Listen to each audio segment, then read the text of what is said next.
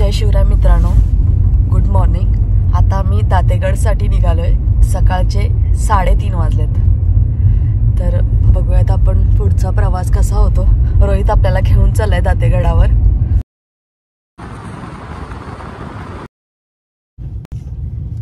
जय शिवराय। आता मी दातेगडाच्या पायथ्याशी पोहोचले। हाय दातेगड आणि ही दातेगडाची पहाट खूप छान वाटतंय। इथून काहीतरी 15 मिनिटाचा ट्रेक आहे, देन आपण पोहोचणार किल्ल्यावर। बघूयात आपण पुढचा प्रवास कसा आहे, दातेगडावर काय काय बघायला भेटतं। आता आपण ट्रेक स्टार्ट केला आहे आणि हे दातेगडावरची पार्किंग। इथे आपण गाडी 2 व्हीलर पार्क करू शकतो। आणि दातेगडावर सगळ्यात भारी म्हणजे तलवारीच्या आकाराची विहीर आहे। खास त्याच्यासाठी मी तर चालली आहे। मला ते बघायचं आहे खूप दिवसापासून। मी फक्त रील बघत होती आणि रीलद्वारे मला ते कळत होतं की इथे तलवारीच्या आकाराची विहीर आहे। तर मग आज मी आणि रोहित खास त्याच्यासाठी चाललोय। एवढ्या थंडीमध्ये लवकरात लवकर पोहोचायचं आहे।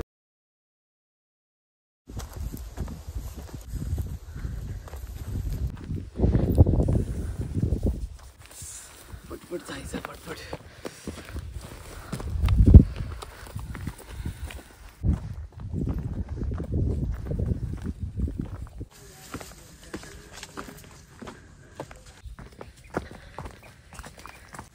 आता आपल्याला दातेगडाच्या पायथ्यापासून दटबंदी लागले, तर च्या मागून आपल्याला हे घनदाट जंगल लागतंय।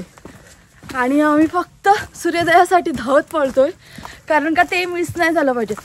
किती थंडी असली तरी तुम्ही तेवढं मिस नाही केलं पाहिजे। भले आपण नंतर येऊन थोडं रेस्ट करू शकतो, पण तो सीन गेला तर। हे बघा, हे गुफा लागलेली आहे। गुफा लागल्या आणि इकडे पायऱ्या लागल्यात। सगळ्यात बेस्ट हे बघा, त्याला दोन्ही साईडून जाता येतात, पण बंद आहे कदाचित, कारण का झाडं झुडपं पण वाढलेत। आणि ह्यात पायऱ्या।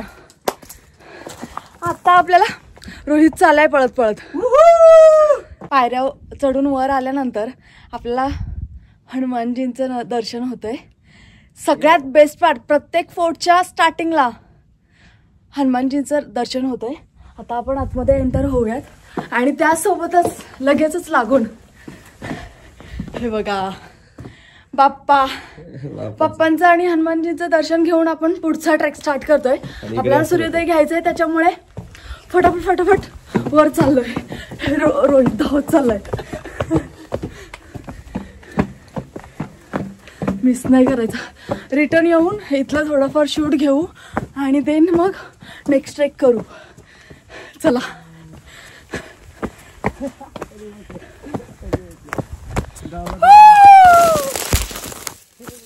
मी आता गडावर पायऱ्या चढून वर आली आहे।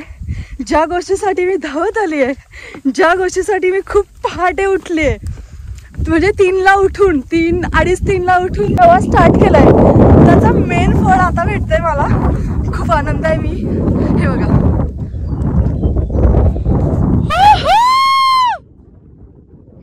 कसं आहे। तुम्ही याच्यासाठी नक्की ट्राय करा। जर तुम्ही गडावर सकाळी स्टार्ट करत असाल तर तसं बिलकुल करू नका। रात्री स्टे करा। फोर्टवर मंदिर तसे पण असतात, तिथे राहा आणि सकाळचा सूर्योदय घ्या, संध्याकाळचा सूर्यास्त घ्या। त्याशिवाय काहीच नाहीये। हे बघा, सुकून।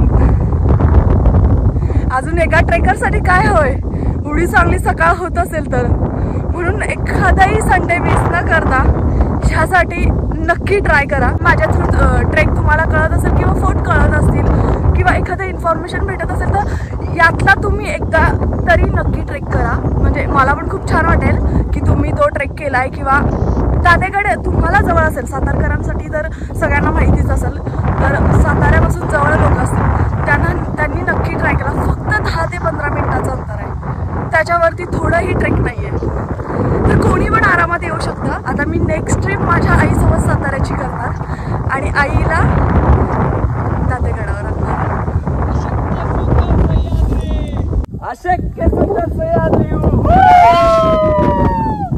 हाय दातेगडाचा पठार।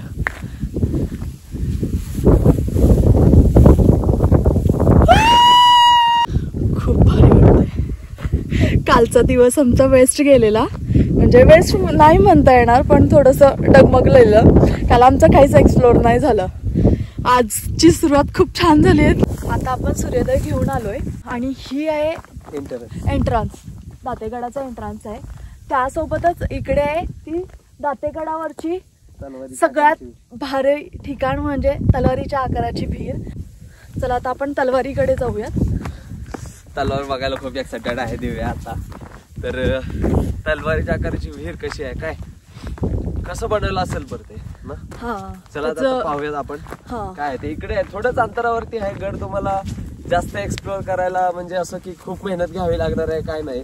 पण तुम्हाला जर गडाचं सौंदर्य खरंच पाहायचं आहे ना तर सकाळी सकाळी या, सूर्योदयाचा आनंद घ्या.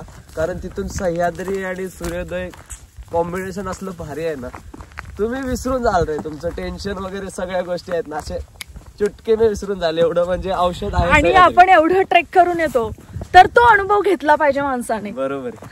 तर फायनली मित्रांनो आपण पोहोचलेलो आहे दातेगडावरती असलेल्या तलवारीच्या आकाराच्या विहिरीची. आवाज पण आमचा रिवर्स आम्हाला ऐकू येतो, एवढी खोल आहे. तर चला तर मग आपण पाहूया कशी विहीर आहे. मोठी आहे खाली आणि खोल पण आहे आणि खाली पाणी दिसतंय पूर्ण. ओरडू नको.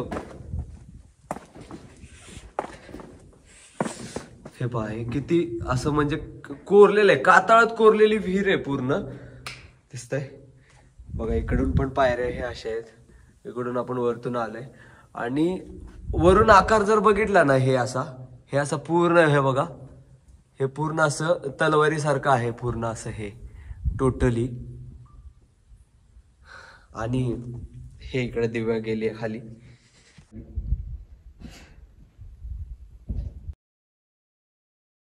मित्रांनो आता आपण आहोत दातेगडावरती असलेल्या तलवारीच्या आकारच्या विहिरीमध्ये.